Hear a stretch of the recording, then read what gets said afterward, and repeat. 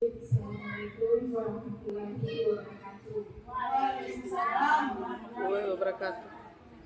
Yang pertama, marilah kita panjatkan puji syukur kehadirat Allah Subhanahu wa taala atas rahmatnya dan kurang kesehatan sehingga kita diberikan kesempatan untuk hari ini untuk mengikuti presentasi dari teman kita Kuliah Azhari SPD dalam pendidikan calon guru penggerak, yaitu angkatan 11 Kota Palu, yaitu tentang aksi nyata. Salam dan salam kami kita pada Nabi besar kita Nabi Muhammad SAW yang telah membawa kita dari banyak kegelapan ke arah terang benderang. Baiklah, untuk mempersingkat waktu, saya akan mempersilakan saudari Ibu Dian Azhari SPD untuk mempresentasikan hasil dari aksi nyatanya. Kepada Ibu Dian, kami persilakan. Assalamualaikum warahmatullahi wabarakatuh. Waalaikumsalam warahmatullahi wabarakatuh. Terima kasih atas kehadiran teman-teman semuanya. Mari kita sama-sama bersyukur karena bersama yang hidayahnya lah sehingga kita bisa ada di tempat ini untuk mengikuti kegiatan ini. Ini adalah salah satu tugas yang harus saya penuhi. Itu adalah tugas dari calon guru penggerak 2024 angkatan 11 Kota Palu. Yang saya hormati Ibu Kepala Sekolah SDN 2 Lere serta rekan-rekan guru sekalian serta teman-teman staf di SDN 2 Lere. Baik, hari ini saya akan mempresentasikan yang menjadi salah satu tugas saya, yaitu aksi nyata pada modul 1.4 budaya positif.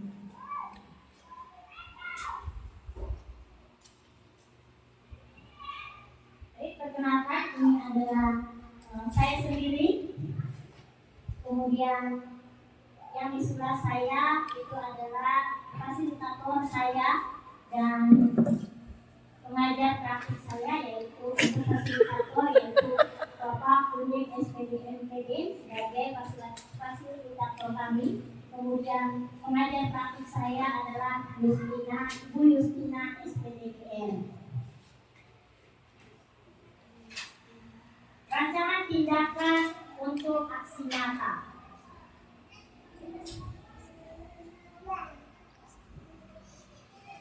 Latar belakang, murid tidak suka peraturan karena selama ini jika mereka melakukan pelanggaran maka akan mendapat hukuman dan cenderung akan mempermalukan dirinya.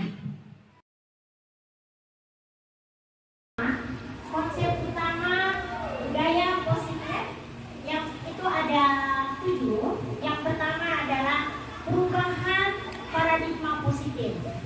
Kemudian disiplin positif, yang ketiga kebutuhan dasar manusia, kemudian yang keempat motivasi perilaku manusia, yang kelima posisi kontrol restitusi, keyakinan kelas, kemudian yang terakhir adalah segitiga restitusi.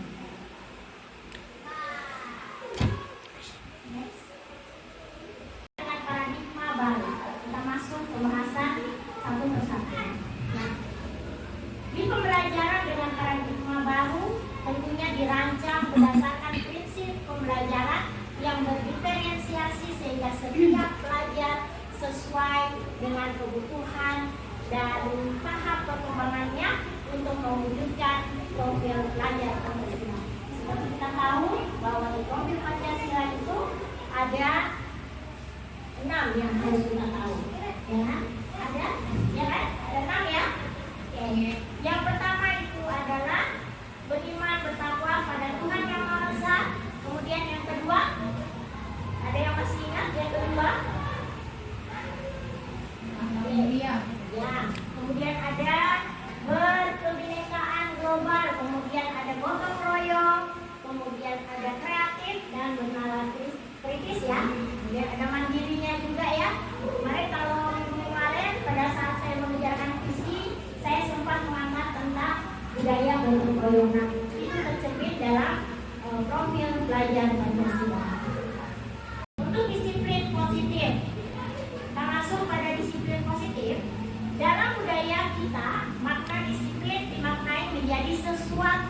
yang dilakukan seseorang pada orang lain untuk mendapatkan kepatuhan, kita cenderung menghubungkan kata disiplin dengan ketidaknyamanan. Biasanya kalau kita berbicara tentang disiplin, ya, itu pasti berbunyi aturan, dan itu adalah sesuatu yang harus sekali untuk anak-anak didik kita patuhi, sehingga biasa ada ketidaknyamanan sebenarnya pada diri peserta didik. Padahal sebenarnya disiplin itu adalah sesuatu di mana kita belajar. Jadi belajar dari kesalahan. Jadi bukan kalau ada yang mengatakan bahwa kalau saya bertanya kira-kira ke ibu-ibu, apakah dengan disiplin bisa menjamin anak-anak kita, ya, anak-anak kita akan patuh kira-kira? Gimana? Dengan hukuman misalnya. Oh, kalau orang biasanya selama ini mengatakan bahwa dia disiplin itu sangat melekat dengan kata hukuman misalnya. Kira-kira kalau ibu-ibu setuju enggak kalau katanya disiplin itu dia adalah hukuman? Tidak ya? Ya. Karena disiplin itu sesungguhnya kita belajar ya. Kalaupun kita mau mendisiplinkan anak dengan cara kita memukul, sebenarnya itu hanya merupakan sesuatu yang akan terjadi, yang akan diingat secara jangka pendek sebenarnya. Ya. Tapi kalau kita bisa membuat anak-anak itu disiplin dan baik, kita lanjut. Tadi disiplin itu sebenarnya ada 3 poinnya. Kita sudah tadi sebagai pendidik tujuan kita adalah menciptakan anak-anak yang memiliki disiplin diri sehingga mereka bisa berperilaku dengan mengacu pada nilai-nilai kebajikan universal dan memiliki intrinsik bukan ekstrinsik. Jadi bukan motivasi dari luar tapi dari dirinya sendiri. Oke, lanjut kita masuk disiplin. Disiplin positif merupakan salah satu penerapan disiplin yang bertujuan untuk menumbuhkan kesadaran serta memberdayakan anak untuk melakukan sesuatu tanpa sogokan, ancaman maupun hukuman. Jadi biasanya kita mau hukum atau mungkin sogokan. Ternyata saya juga biasa mungkin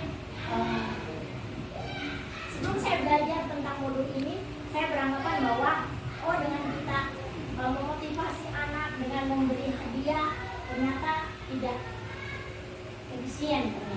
Setelah saya belajar ini baru saya tahu bahwa dengan kita memberikan anak hadiah atau mungkin kita kasih dia ancaman atau apa, ternyata itu tidak efektif, tidak bagus.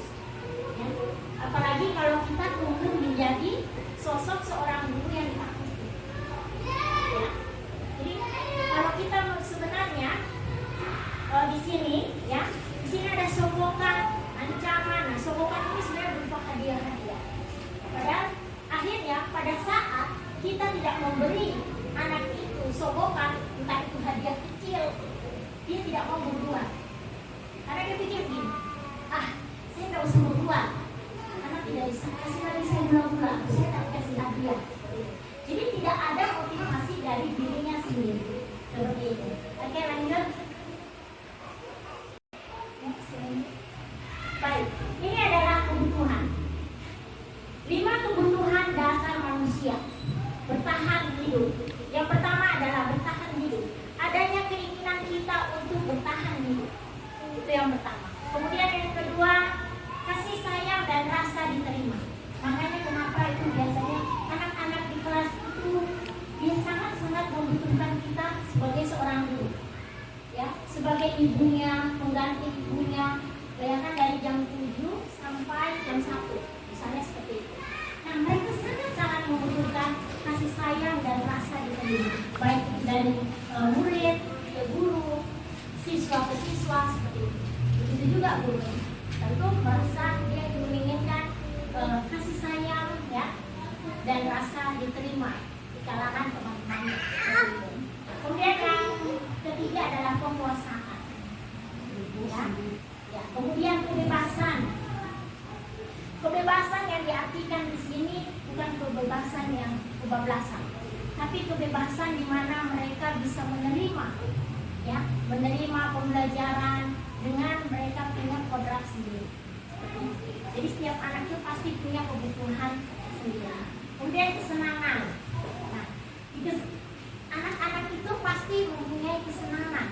Kesenangan apa kira-kira yang dia mau? Nah, kita sebagai guru, sehingga kita biasanya mengacu pada Ki Hajar Dewantara, di mana kita seorang guru harus sangat menjadi teladan bagi siswa-siswa kita. Oke, next. Motivasi perilaku manusia.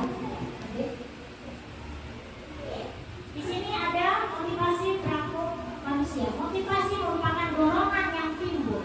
Jadi dorongan yang timbul pada diri seseorang secara sadar atau tidak sadar untuk melakukan suatu tindakan dengan tujuan tertentu. Nah, itu ada 3. Menghindari ketidaknyamanan dari hukuman. Di situ murid melakukan disiplin diri karena ia takut dihukum. Ini merupakan motivasi ekstrinsik atau motivasi dari luar, jadi bukan dari diri. Kemudian mendapatkan imbalan atau penghargaan dari orang lain. Di situ murid melakukan disiplin diri karena ia ingin mendapat imbalan. Ini merupakan motivasi juga dari luar atau ekstrinsik. Nah, yang ketiga adalah menghargai nilai-nilai kebajikan diri menghargai nilai-nilai kebajikan diri sendiri. Nah, di sini murid melakukan disiplin diri karena ia sadar akan nilai kebajikan yang ada pada dirinya. Ini merupakan motivasi yang saya katakan tadi, motivasi intrinsik, artinya motivasi yang ada dari dalam dirinya sendiri.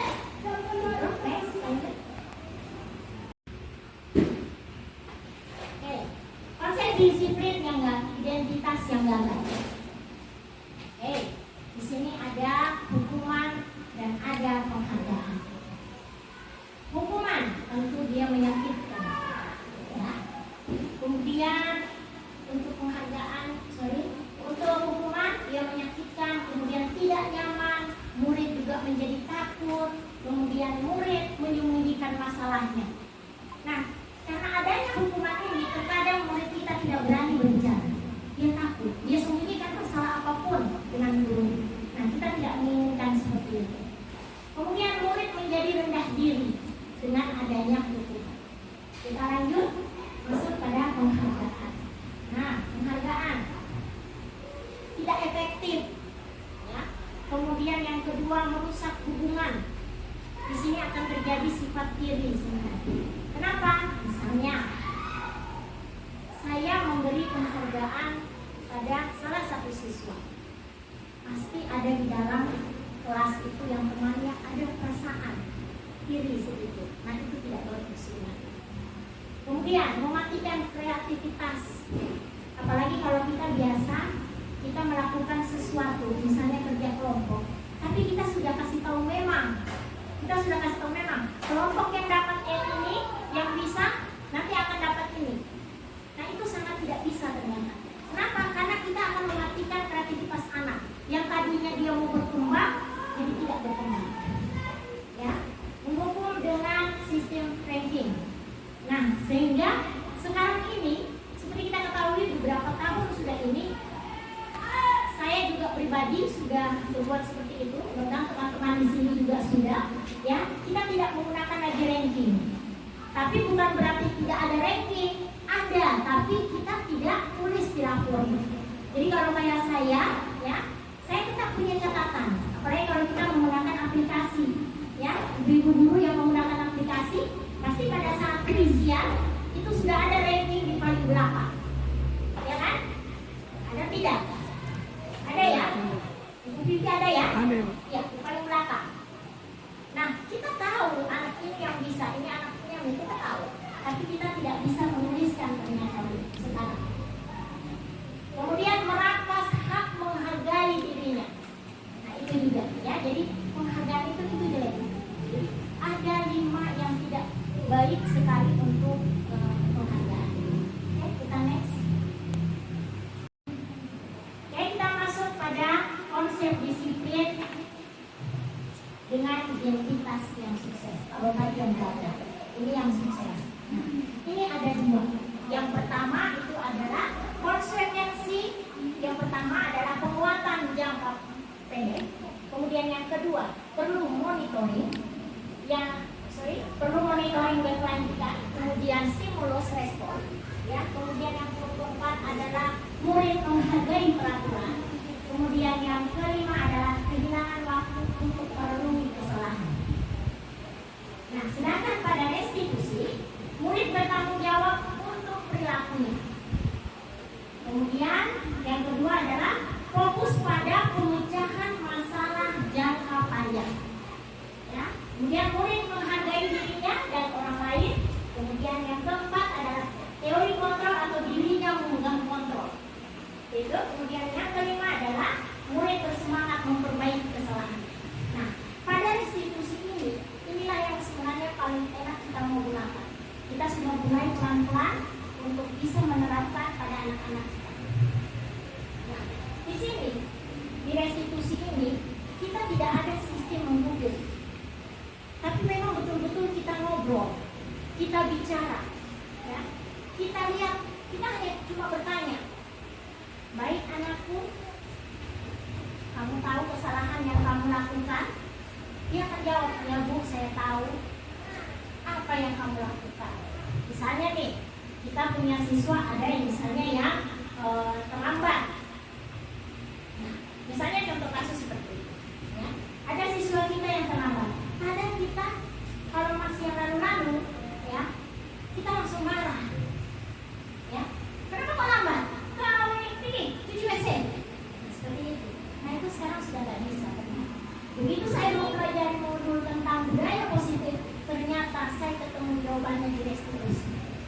Ya, kenapa? Dengan adanya restitusi ini kita enak, kita tidak perlu marah ke siswa, tapi kita mengajarkan siswa itu untuk bertanggung jawab atas apa yang dia lakukan dan solusinya pun dia sendiri yang cari. Misalnya contoh kasus, saya angkat satu. Ada anak yang terlambat, kita tanya, ya. Halo, kita panggil dulu, kita dudukkan. Tadi ibunya kamu lambat ya? Tadi kamu lambat ya? Dia jawab, iya. Oke, kalau tadi kamu lambat, sekarang kamu tahu enggak? Kamu sudah berapa kali lambatnya? Dia akan jawab, Bu, saya sudah 5 kali lambat. Baik. Kalau begitu, kamu tahu tidak keyakinan kelas apa yang sudah kamu langgar? Dia akan jawab, oh, disiplin Bu, saya tidak disiplin waktu Bu. Nah, berarti kamu tahu ya, karena keyakinan kelas kita salah satunya adalah disiplin waktu. Jadi kalau saya di kelas 1, saya sudah sejak belajar modul ini, saya sudah mulai coret-coret untuk membuat keyakinan kelas. Salah satunya adalah disiplin waktu di kelas. Nah, jadi seperti itu. Jadi bagaimana cara menyelesaikannya? Makanya saya kalau di kelas tidak marah, tapi saya restitusi apa? Saya lakukan seperti apa yang sudah saya pelajari. Akhirnya anak itu tahu. Setelah tadi dia katakan bahwa, ya Ibu, saya sudah 5 kali. Oke, apa yang kamu langgar? Ibu, saya disiplin yang saya langgar. Nanti saya tanya, kenapa kamu bisa terlambat? Dia akan bilang, Ibu, saya lambat gara-gara saya lambat tidur. Saya main HP. Jadi saya tanya lagi, oke baik, kalau kamu lambat main HP, kira-kira apa solusinya lagi supaya kamu tidak lambat? Ayo kita cari sama-sama. Dia katakan, iya Ibu, saya mau. Kira-kira solusinya supaya kamu tidak lambat apa? Dia jawab, saya sudah tidak mau lagi latih Ibu. Saya sudah tidak mau lagi main HP sampai malam. Baik, seperti itu. Ya. Setelah itu kan dia cari sendiri solusinya supaya dia tidak lambat. Ternyata itu dia tidak bisa, jangan tidurlah, jangan main HP sampai tengah malam. Nah, itulah yang kita ajarkan budaya-budaya positif seperti itu. Jadi dia sendiri yang tahu apa yang dia lakukan. Dia tahu tanpa kita akan buat dia merasa bersalah dan sebagainya. Ini sebentar kita pelajari. Oke, lanjut next. Oke, kita masuk pada konsep disiplin pendekatan restitusi.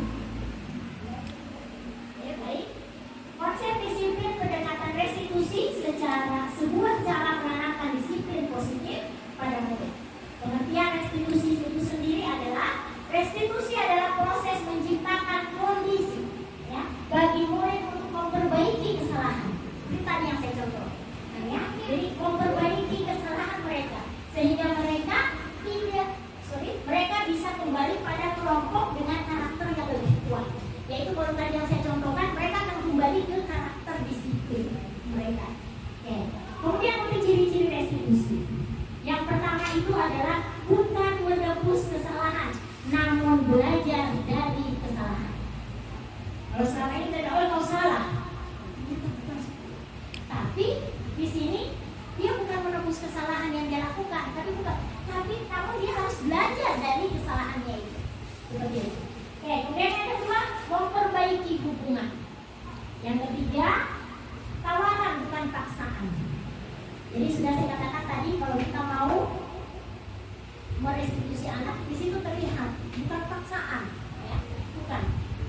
Jadi dia jadi sesuatu tawaran. Ya. Kemudian ada menuntut untuk melihat ke dalam diri. Nah, dia akan kembalikan ke dirinya. Tanpa kita membuat dia merasa bersalah, dia akan introspeksi sendiri ke dirinya atas kesalahan apa yang telah dia buat.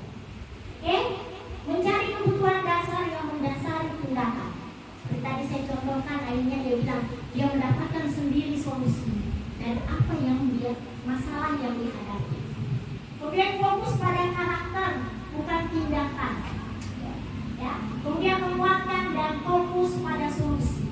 Nah, kalau kayak tadi saya mengatakan kita menguatkan, kemudian dia mengatakan solusinya ternyata ini. Ya kan? Oke, next, lanjut. Oke, kita masuk pada perbedaan. Perbedaan antara membobot konsekuensi dan restitusi. Itu ada bedanya. Oke, kita lihat. Contoh, siswa sering tidak mengerjakan PR di rumah. Ya, PR atau pekerjaan. Oke, guru marah, memukul ya. Kita lihat dari segi memukul. Guru marah dan siswa menjadi takut. Kemudian guru memukul siswa berdiri di depan kelas. Ada biasanya ya, siswa kalau tidak mengerjakan PR, berdiri. Sambil ibu gurunya periksa tugas temannya. Ada anak yang tidak mengerjakan, dikasih berdiri. Nah, itu adalah menghukum. Ya, itu adalah menghukum. Sekarang konsekuensi. Guru tegas, siswa menghormati.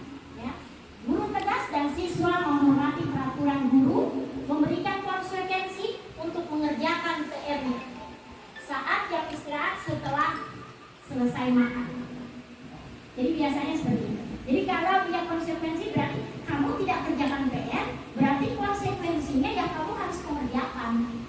Itulah konsekuensi yang harus dia dapatkan. Dibanding dengan kalau temannya sudah mengerjakan PR dari rumah, pasti lain.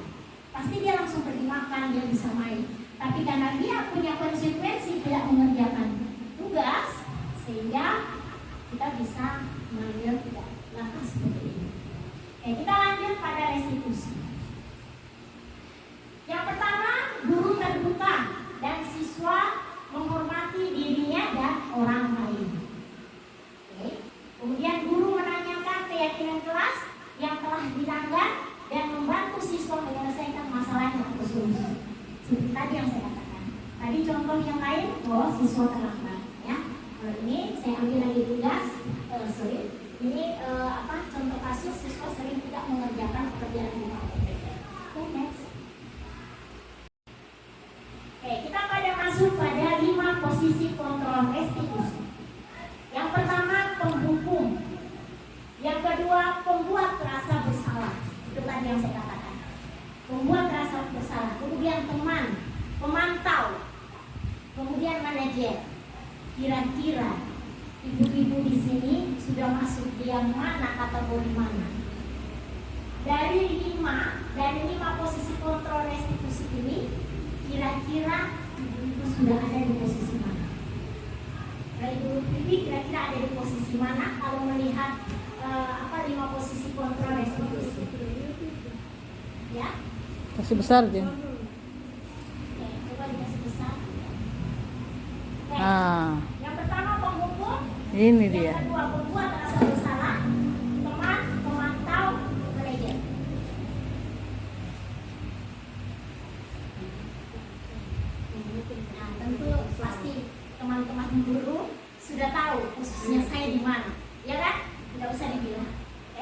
Jadi kembali ke diri kita masing-masing. Kira-kira saya ini di dalam posisi kontrol restitusi ada di mana? Tapi alangkah baiknya, mari kita sama-sama belajar. Saya di sini bukan mau mengajar, tapi mari kita sama-sama belajar bahwa paling bagus kita ada di posisi manajer. Kenapa di posisi manajer? Di situ ada semuanya. Kita tidak ada, kita akan dirindukan. Kita tidak masuk, akan dirindukan dengan siswa kemana ibu guru. Begitu ada, lihat pasti dia langsung cari kita, langsung dia peluk, salam dan sebagainya. Kalau boleh, jangan sampai kita ada di dua posisi ini. Ya, dua posisi penghukum dan pembuat rasa bersalah. Janganlah kita guru ada di posisi kedua itu. Jadi posisi 1 dan 2 tolong kalau bisa tidak ada di dalam dirinya.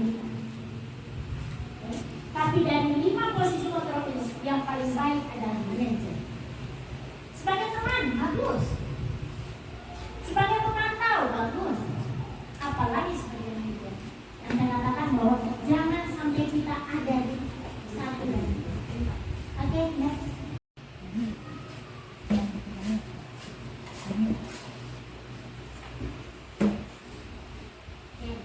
Kita lihat di sini contoh penerapan 5 posisi kontrol. Contoh penerapan 5 posisi kontrol. Ada contoh kasus siswa datang terlambat ke sekolah seperti yang tadi saya katakan. Ya. Yang pertama adalah penghukum. Patuhi aturan sekolah lalu berdiri di depan papan tulis. Yang kedua, pembuat rasa bersalah.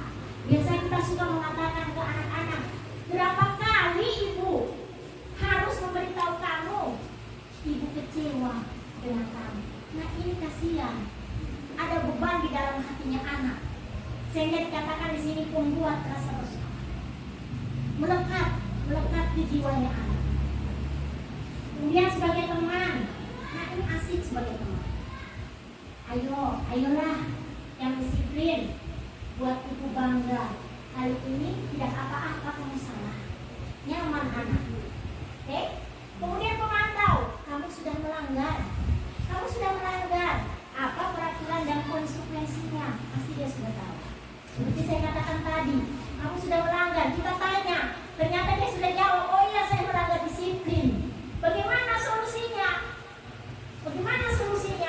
Oh solusinya ibu saya sudah mau lambat. Saya tidak lagi tidur malam, saya tidak lagi main HP sampai tengah malam. Oke? Kemudian manajer. Nah, kenapa saya katakan di manajer ini asik, paling bagus? Kenapa? Karena kata-katanya juga enak. Ya, di manajer ini enak loh. Ya, apakah kamu tahu kesalahanmu? Sama seperti contoh kasus yang tadi saya katakan. Kamu tahu kesalahanmu. Saya tahu ibu, apa kesalahanmu? Oh saya lambat ibu. Saya lambat datang sekolah. Berapa kali kamu lambat? 5 kali. Dia sendiri yang jawab 5 kali. Berarti dia sudah tahu kesalahannya dia. Oke? Kita kira-kira bagaimana kamu memperbaikinya? Nah berarti kan kita menanyakan solusinya. Dan dia akan jawab sendiri ibu. Bahwa solusinya adalah bahwa saya tidak akan main HP, saya tidak tidur malam lagi, supaya saya cepat datang ke sekolah. Seperti itu. Next. Memiliki peraturan penggunaan helm pada saat mengendarai motor. Nah ini adalah pertanyaan kami sebagai pertanyaan pemantik pada saat di LMS. Sebelum kami masuk di atas membahas masalah keyakinan, kami didorong dengan tidur, dipacu dulu. Mengapa kita memiliki peraturan? Tentu kalau kita mau ambil kesehatan ya, kita bisa berbicara, oh dengan memakai helm ternyata bisa melindungi kepala pada saat kita jatuh tidak terbentur, ya kan? Selain itu adalah aturan kalau tidak pakai helm tentu ditangkap polisi. Ya kan? Kemudian yang kedua, mengapa kita memiliki peraturan tentang penggunaan masker dan mencuci tangan? Ya, mencuci tangan setiap saat. Apalagi pada saat kita COVID. Ini sangat-sangat jadi peraturan pemerintah. Ya kan? Sebenarnya kalau kita mau ambil dari kesehatan,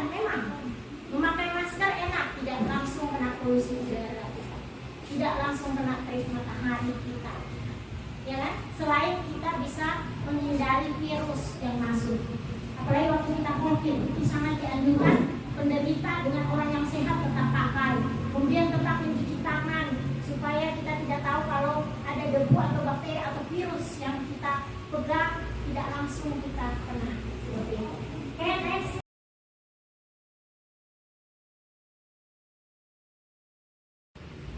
Oke, ini adalah keyakinan kelas 1 saya. Kemudian saya masukkan ke LMS juga ke tugas saya pada saat saya melakukan demonstrasi, tugas demonstrasi yang kemarin. Yang pertama adalah berdoa sebelum dan sesudah beraktivitas. Yang kedua, saling menghargai. Yang ketiga, membuang sampah pada tempatnya. Kalau peraturan tadi kan bunyinya begini, tidak membuang sampah sembarangan. Ternyata pada saat membuat keyakinan kelas tidak boleh lagi kata tidak, itu negatif. Jadi kita arahkan ke positif dengan kata membuang sampah pada tempat. Kemudian disiplin waktu. Kemudian jujur. Alhamdulillah anak-anak saya di kelas 1 mereka luar biasa. Mereka sudah mulai belajar untuk menerapkan. Entah mereka dapat uang, entah mereka dapat menghapus spidol atau pensil, mereka kembalikan. Mulai belajar. Kemudian sopan santun. Nah itu mulai pelan-pelan saya tanamkan dong. Kita harus punya budaya sopan santun di dalam kelas. Oke, next.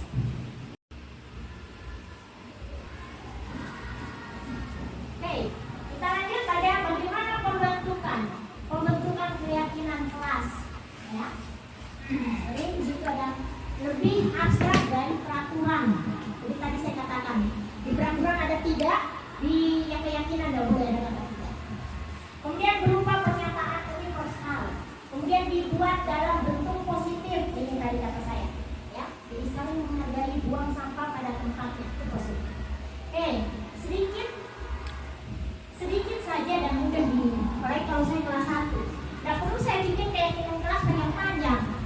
Saya lagi anak-anak mulia. Ya kan? Oke, kemudian sesuai dengan kondisi kelas dan sekolah agar mudah diterapkan. Nah ini juga pada saat kita membuat keyakinan kelas, kita harus tahu ini. Kita harus sesuaikan dengan lingkungan kita. Jangan kita berdasarkan dengan keyakinan kelas karena sekolah sana kita mau ikut, tidak bisa. Tapi kalau bisa kita ikuti. Kita punya keadaan, kita lihat pada saat kita membuat keyakinan kelas, kita lihat kondisi sekolah kita sendiri. Kemudian semua warga kelas dilibatkan saat membuat. Jadi anak-anak semua bicara. Kalau sudah kelas tinggi, pasti bisa mereka menulis ya. Mereka tulis tanpa mereka tempel misalnya, itu boleh seperti itu. Tapi kalau di kelas 1 saya belum bisa semuanya seperti itu, tapi mereka menyebutkan. Kira-kira apa? Mereka berkata, jujur Bu. Apa lagi? Buang sampah Ibu, tidak sembarang. Misalnya, ya kan? Tinggal yang benar. Oke, next. Oke, kita masuk pada segitiga restitusi. Dari segitiga restitusi, kita ada 3 ya, yaitu menstabilkan identitas. Jadi tadi di video apa yang saya sebutkan tadi, nanti kita akan lihat videonya sama-sama. Menstabilkan identitas. Kita semua akan melakukan hal yang bisa kita lakukan. Kemudian validasi tindakan yang salah. Semua perilaku pasti memiliki alasan. Sama seperti tadi saya contohkan siswa yang lambat. Kenapa dia lambat? Kita dengar dulu. Jangan langsung kita hukum. Jangan langsung kita buat anak itu bersalah. Tapi ajar dia untuk berbicara. Ternyata dia main HP ya. Dia lambat. Atau mungkin dia lambat bukan hanya karena dia lambat tidur atau dia main HP. Mungkin tidak ada motor dan sebagainya. Gitu kan? Nah, harusnya kita bicara. Kita ajak bicara dulu baru kita ambil apa yang kita bisa buat di sini. Kemudian menanyakan keyakinan. Kita semua memiliki motivasi internal. Jadi motivasi yang ada dari dalam dirinya. Oke, next.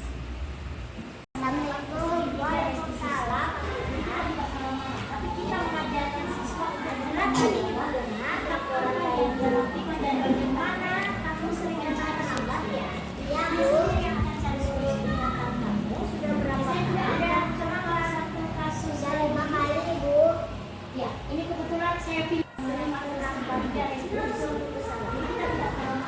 kita mengajarkan siswa untuk bertanggung jawab tentang apa yang dia lakukan dan bagaimana setiap mencari solusi. Dia sendiri yang akan cari solusi. Saya juga ada contoh satu kasus lagi. Ya, ini kebetulan saya pilih saya setuju, Bu. Jadi kita tidak marah, tapi kita mengajarkan siswa untuk bertanggung jawab tentang apa yang dia lakukan dan bagaimana mencari solusi. Saya sendiri yang akan cari solusi. Saya juga ada contoh satu kasus lagi. Karena saya Ini kebetulan saya pilih institusi. jadi kita tidak marah-marah, tapi kita mengajarkan siswa untuk bertanggung jawab tentang apa yang dia lakukan dan bagaimana mencari solusi. Dia sendiri yang akan cari solusi. Saya juga ada contoh satu kasus lagi. Ya, kebetulan saya pilih tiga restaurant. Jadi kita tidak marah-marah, tapi kita mengajarkan siswa untuk bertanggung jawab tentang apa yang dia lakukan dan bagaimana mencari solusi. Dia sendiri yang akan cari solusi. Saya juga ada contoh satu kasus lagi. Ini kebetulan saya pilih tiga restitusi. Tapi kita mengajarkan siswa untuk bertanggung jawab tentang apa yang dia lakukan dan bagaimana mencari solusi. Dia sendiri yang akan cari solusi. Saya juga ada contoh satu kasus lagi. Ya, ini kebetulan saya pilih tiga restitusi. Jadi kita tidak marah-marah, tapi kita mengajarkan siswa untuk bertanggung jawab tentang apa yang dia lakukan dan bagaimana mencari solusi. Dia sendiri yang akan cari solusi. Saya juga ada contoh satu kasus lagi. Ya, ini kebetulan saya pilih tiga restitusi. Jadi kita tidak marah-marah, tapi kita mengajarkan siswa untuk bertanggung jawab tentang apa yang dia lakukan dan bagaimana mencari solusi. Dia sendiri yang akan cari solusi. Saya juga ada contoh satu kasus lagi. Ya, ini kebetulan saya pilih tiga restitusi. Jadi kita tidak marah-marah, tapi kita mengajarkan siswa. Assalamualaikum. Saya ambil contoh karena dan itu marah-marah. Yang lain temannya adalah temannya ini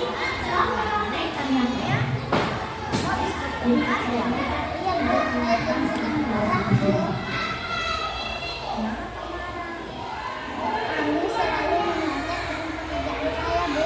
Bukan hanya tugas tapi weekend juga, Bu. Ya, wajarlah kalau kamu marah. Jika ibu ada di posisi kamu juga, pasti akan berbuat hal yang sama. Iya, Bu. Lalu apa yang kamu lakukan terhadap aku? Saya marah-marah sama Ami, Bu. Dan tanpa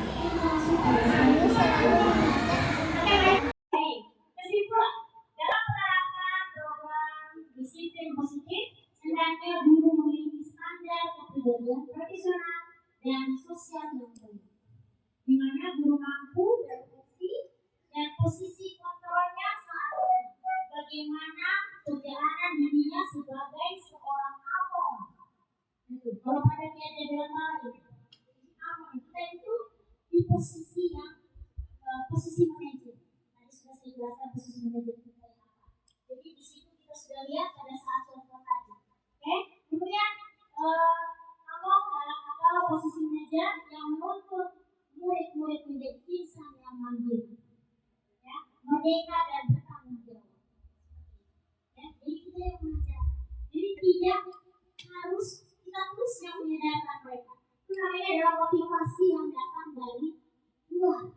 Tapi kita menginginkan adalah siswa-siswa kita memiliki motivasi yang ada pada dirinya sendiri, yang ada yang timbul dari dirinya sendiri, sehingga bisa menjalankan disiplin itu tanpa kita paksa. Baik, itu saja pemaparan dari saya. Lebih dan kurangnya saya mohon maaf. Mungkin ada teman-teman yang ingin bertanya, saya persilakan. Ada yang mau bertanya sebelum saya menutup? Oke, kelas silakan untuk kelas 3. Oke. Saya mau tanya, bagaimana menangani anak-anak yang bersekolah? Inklusi. Ya. Baik, saya tampung dulu. Mungkin ada Ibu Vivi yang mau bertanya. Oh, baik, saya jawab dulu. Oke, baik. Oke, baik, Ibu. Boleh silakan menjelaskan. Bisa pinjam mic?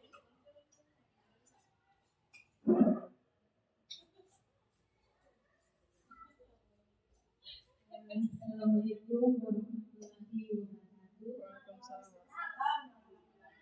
Terima kasih Ibu Dian atas kesempatan. Pertama saya berikan reward dulu, ya, untuk hasilnya tanya. Terus kasih reward. Ada tadi yang saya belum mengerti, satu saja. Tadi Ibu Dia itu kan ini ada dua, ada kesepakatan kelas dan ada keyakinan kelas. Dan saya mau tanyakan, mengapa Ibu Dia mengambil kesepakatan kelas? Kenapa ambil di keyakinan kelas? Karena setahu saya itu harus sepakat dulu. Guru dan siswa untuk menentukan semacam aturan atau kelas harus kita sepakat. Nah, dari kesepakatan itu akhirnya muncul yang ditaruh di papan, misalnya dari anak PP. Nah, kenapa bukan ambil atau kalimat kesepakatan kelas? Kenapa ambilnya keyakinan? Oke, itu sekian. Makasih ya. Assalamualaikum warahmatullahi wabarakatuh. Masih ada lagi?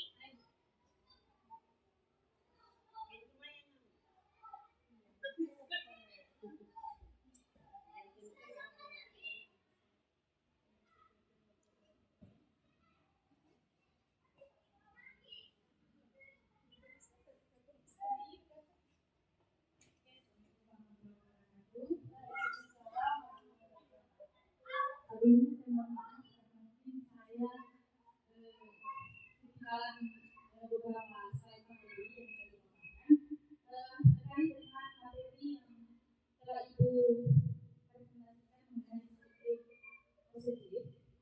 Ada tadi slide saya lupa slide berapa yang menyatakan bahwa disiplin positif itu mengacu pada nilai-nilai perilaku yang mengacu pada nilai-nilai yang bersifat universal. Yang bisa tanyakan, kira-kira apa saja contoh disiplin positif yang mengacu pada nilai-nilai universal yang bisa diterapkan pada siswa yang nantinya bisa dipraktekkan di sekolah maupun di rumah.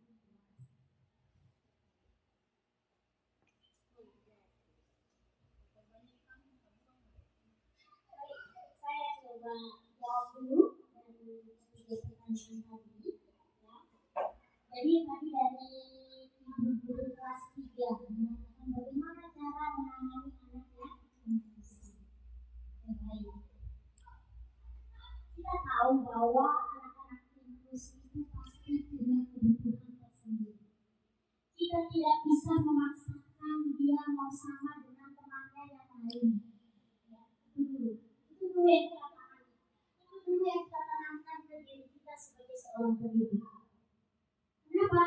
Karena kemampuannya walaupun kita paksakan, dia tidak akan bisa. kalau kita sudah mungkin anak itu memang punya kebutuhan yang sangat-sangat mendasar sekali. Ya. Jadi ya, dalam satu kelas, misalnya kita memiliki siswa yang punya kebutuhan khusus, pembelajarannya tidak boleh disamakan, tidak bisa sama. Misalnya teman yang lain ya, yang maaf, yang kata tidak punya kebutuhan khusus, itu bisa kita ajar sesuai dengan kita punya program.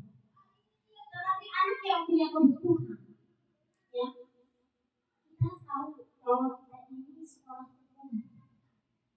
Kita juga tidak boleh menolak mereka, ya, karena aturan mengatakan bahwa kita ini di SD tidak punya guru yang khusus untuk pembimbingan anak-anak yang berkebutuhan. Kita punya semua, kita punya pendidikan yang semua SD. Nah, kita dikasih dipercayakan untuk memimpin mereka itu sudah selesai. Tinggal bagaimana cara kita. Intinya anak itu bisa selesai dari SD. Mereka bisa menulis dan membaca itu sudah biasa. Saya memang pertama di sini dijelaskan bagaimana kita melakukan kelas. Karena kita sudah lewati. Masih saya pada saat bicara tentang kesepakatan atau peraturan yang harus dilakukan bersama, memang pada saat pembentukan itu kita sudah buat kesepakatan. Nah, itulah saya bilang kalau kesepakatan kelas 1 dengan kelas 3 berbeda. Pertama saya tadi sudah mengatakan bahwa setiap warga kelas itu harus dilibatkan sehingga menjadi satu kesepakatan kelas. Sehingga akhirnya menjadi satu peraturan. Nah, dari peraturan itu akan menghasilkan satu keyakinan. Keyakinan itu yang memang mereka harus lakukan. Jadi saya sudah masuk pada modul ini, saya sudah masuk pada keyakinan untuk menanamkan keyakinan kelas sehingga menjadi dampak yang positif, berbudaya positif ke siswa. Jadi sebenarnya sudah saya waktu. Cuma pada saat saya demonstrasi itu yang saya lakukan. Nah, saya sudah tidak di fase demonstrasi lagi. Saya sudah masuk pada fase selanjutnya yaitu keyakinan kelas yang tadi terbentuk akhirnya 6. Terima kasih. Saya masuk pada pertanyaan dari ibunya ya. Oke, dulu kelas 4. Dia menanyakan tadi kira-kira budaya positif apa yang bisa kita kenalkan ya. Ya, di sini yang saya katakan. Seperti biasa, sebenarnya kita di sekolah kita ini bukan sesuatu yang baru dalam katakan keyakinan atau budaya positif. Kenapa? Karena sekolah kita ini sebenarnya sudah lakukan. Cuma tidak tertulis dan kita tidak tahu arahnya kemana. Hanya kebetulan saja saya mengikuti pendidikan guru penggerak. Saya tahu bahwa saya ternyata ada di posisi ini. Oh, ternyata yang sudah saya lakukan saya di kelas dan teman-teman lain di sekolah saya ternyata itu budaya positif. Misalnya, kita di sini sudah menerapkan setiap apel kita berdoa, saling cium tangan, memberi salam. Ya. Kemudian kemarin saya sudah katakan bahwa ada kita mulai sudah ada budaya kita budaya positif. Kita gotong royong. Setiap ada guru tiket tidak lihat gurunya siapa, tapi siswa siapapun kelas berapapun sudah mulai ada kesadaran untuk saling membantu. Jadi kita bisa terapkan. Sudah kita lakukan semua. Jadi budaya positif yang di sekolah kita ini sudah kita lakukan, bukan sesuatu yang baru. Tinggal kita mau tahu bahwa oh saya ada di posisi ini. Ternyata oh yang saya lakukan ini sudah termasuk dalam keyakinan kelas. Sama seperti saya pada saat mengikuti lomba karya. Di situ baru saya sadar, oh ternyata yang saya lakukan seperti pembiasaan anak-anak saya setiap bulan sudah mengangkat.